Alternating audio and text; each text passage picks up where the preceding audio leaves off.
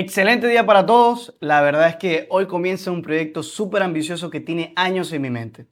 Realmente hace 5, 4 años vengo con este proyecto. Entonces lo voy a materializar. Que es contar toda la historia del fútbol desde antes de que fuese fútbol. Y ese es el tema del primer episodio. El proto-fútbol.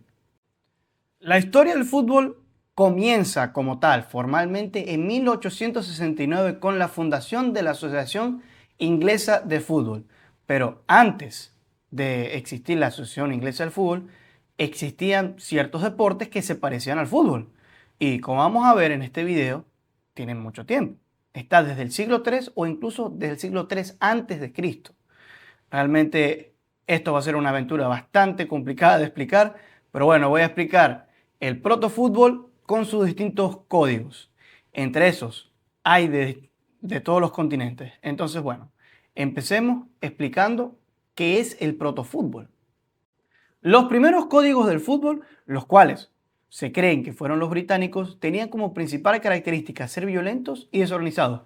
Claramente, hubo otros códigos, tanto en Gran Bretaña como en todas partes del mundo, que no eran tan violentos y sobre todo no eran tan desorganizados, pero era el común denominador. De todos modos, el que se cree que tuvo más impacto fue el calcio florentino, uno utilizado en Italia que tuvo bastante repercusión en Gran Bretaña, como vamos a ver más adelante. De todos modos, ¿por qué se le llama protofútbol o prefútbol? Debido a que el fútbol no tiene un origen como tal definido, sino que son varios orígenes de distintos códigos. Por lo tanto, lo vamos a ir estudiando. Pero bueno, en algún punto de la humanidad, nuestros antepasados dijeron, vamos a agarrar esta pelota, la vamos a utilizar con los pies y alguien la va a agarrar con las manos. Y luego fueron agregando los postes, es decir, la portería o la arquería o la meta, como quieran llamarlo.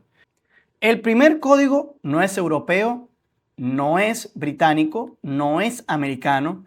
El primer código del cual se tiene registro es asiático.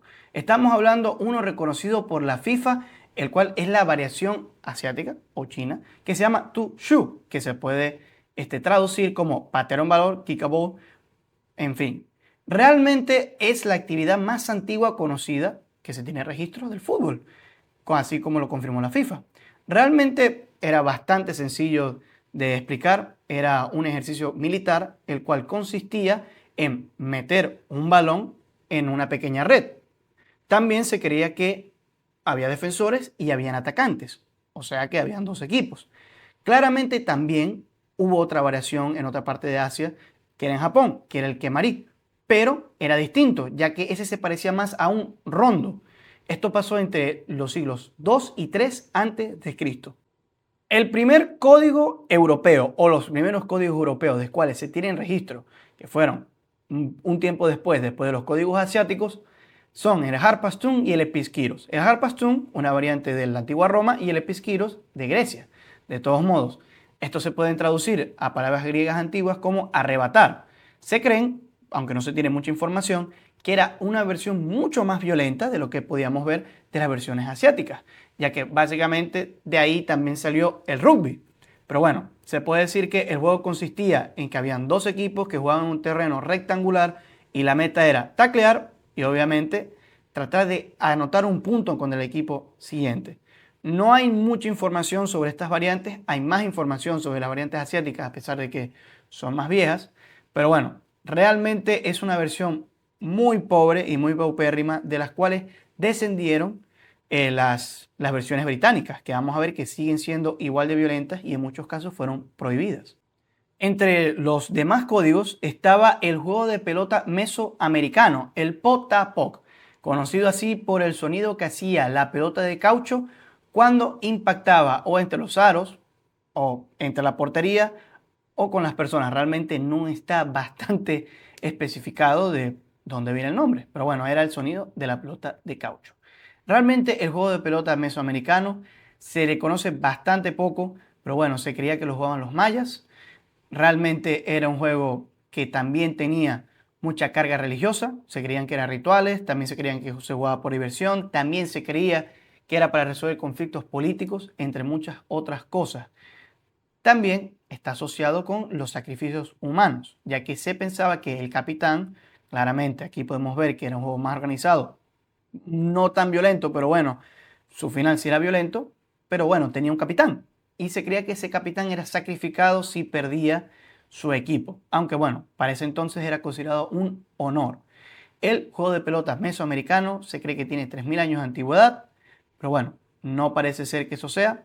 Realmente es un juego así como los anteriores, que no tiene mucha información, pero nos ayuda para entender que nuestros antepasados siempre tuvieron la idea de patear una pelota con los pies.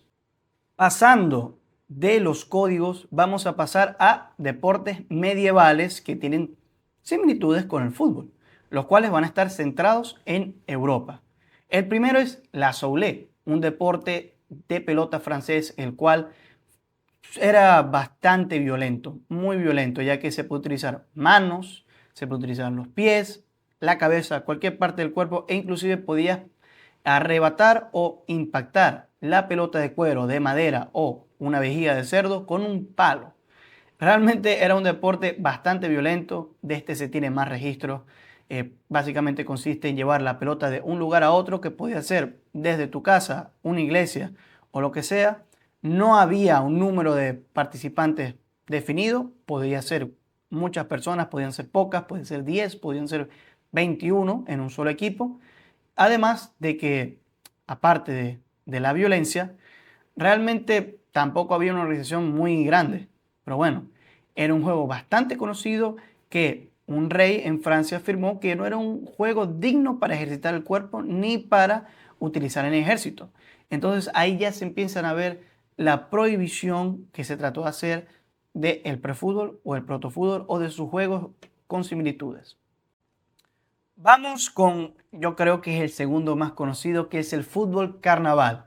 Un juego bastante violento en el cual no se especifica, pero bueno, se creía que no estaba permitido asesinar a alguien. Ya empezamos bastante fuerte con el fútbol carnaval. Realmente es un deporte que vamos a ver más adelante en el video hablando de prohibiciones, pero bueno, realmente cuando no estaba regulado, se cree que podían jugar un número ilimitado de personas. Es más, mucha gente documentó que jugaban pueblos enteros, un pueblo contra otro. Por ejemplo, si había una división en un río de un pueblo y otro, ese era el límite y cada pueblo era la cancha del otro. ¿Cómo se jugaba realmente, aparte de hablar de violencia, de no asesinar y de otro tipo de cosas? Bueno, la meta era llevar el balón de una portería a otra. Ya se habla de portería. Realmente la portería podía ser una estatua, un monumento, una piedra, una casa, lo que sea. Pero bueno, era así. Y la meta final era golpear con la pelota 3 veces esa portería. Si era una casa, se golpeaba 3 veces con la pelota. Era un fútbol bastante violento, si es que se le podía llamar fútbol, en el cual valía absolutamente todo menos asesinar a alguien. Y finalmente el calcio florentino. El calcio florentino, con origen obviamente en Florencia, se cree que es el antecesor directo del fútbol. Además, tuvo bastante influencia en el fútbol carnaval, recientemente hablado, que tuvo pie en las Islas Británicas. Realmente el calcio florentino introdujo su primer reglamento en 1580. La verdad es que tenía dos equipos de 27 jugadores y tenía un campo similar al fútbol, rectangular, pero se jugaba en arena. Además que no se utilizaba una portería, sino un hoyo. No era tan violento, pero bueno, lo controlaban 8 árbitros, ni más ni menos. Entonces, realmente el calcio florentino también tenía sus particularidades, como por ejemplo que si metías la pelota en el hoyo tenías 2 puntos, pero si fallabas el tiro, el rival obtenía medio punto.